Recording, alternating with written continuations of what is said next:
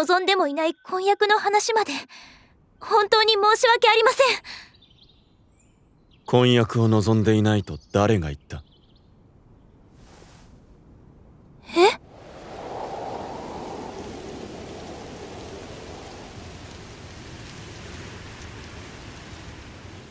？And the spice is spicy. All right, so my friends, we have Doctor Elise episode number 2 here, and so many things happen this episode, but again, this is, I still feel in my heart of hearts like this is my favorite anime of the season so far, just because I kind of have like some knowledge of the source, and for the most part, that never happens with me because, as you guys know on the channel, I'm virtually anime only. I really and rarely have time to actually like read any manga or light novels or anything, but this is one that I have indulged in before, and it is not disappointing with the pacing and the adaptation. And as somebody who's familiar with sources, I'm sure you feel that's exactly the kind of feedback and the kind of opinion that you want of a show that you're watching, is something that is true to how you remember it. All right, with that being said, episode number 2 is awesome because this one pretty much takes place with a couple of things. First off is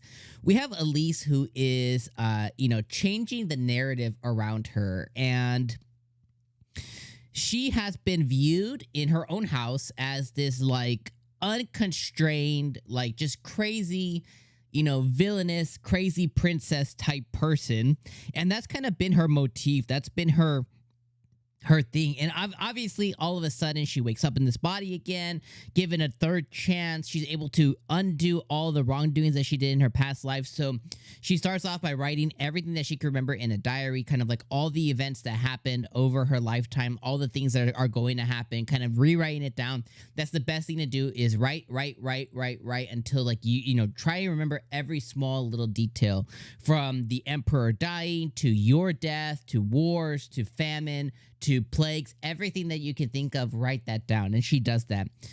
Then she begins changing the narrative internally in her own house with the maids and stuff. She remembers their names. That's a huge thing. She doesn't reprimand them when they mess up. She tries and treats them when they cut their finger, stuff like that. Like, she's changing the way she's viewed in her own house. And those views are going to extend to her own family, her brothers, her mother, her father, as she kind of begins to change the narrative.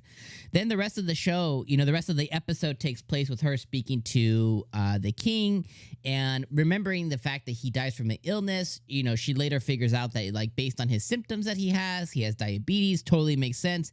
A totally controllable disease that he has that she can not necessarily cure, but mitigate and kind of like keep symptoms down, extend his life essentially, with just being very strategic in the way that she kind of pursues his illness and stuff. So, offering a lot of advice there.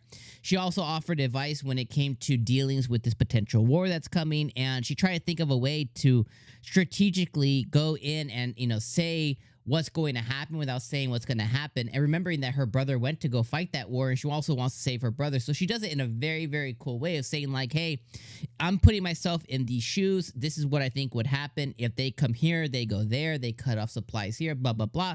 She runs the king through, and he's very impressed with it. Obviously, her goal here is to pull herself away from being an empress candidate, but she's pulling herself closer to that. She ends up mustering up the courage to finally say that she doesn't want the marriage anymore. She wants to be a doctor. So the king is going to give her this 6-month reprieve to go and become a doctor. And if she can prove it, she'll become one. If she can't, she has to then put all her energy to be empress. She agrees. And then the episode ends with her talking to the prince, where she has this image of what he was in her life with him, in that she ruined it and he hates her and he never wanted this marriage. She has all of these feelings based on her angle to him. She doesn't know his angle to her. And it seems that obviously he definitely got a little flustered. He blushed a little bit this episode. But it also seems that she doesn't fully grasp the full picture of how he truly felt towards her or feels towards her. And I think that obviously I feel like that is definitely going to change, because obviously they're on the picture of the show. But you could just tell that the way that how she thinks he thinks is not reality. And that's why I said things are getting spicy, because as she begins to go and now go into a hospital to work and kind of show her chops and stuff. Well, I think that his views towards her are going to drastically change.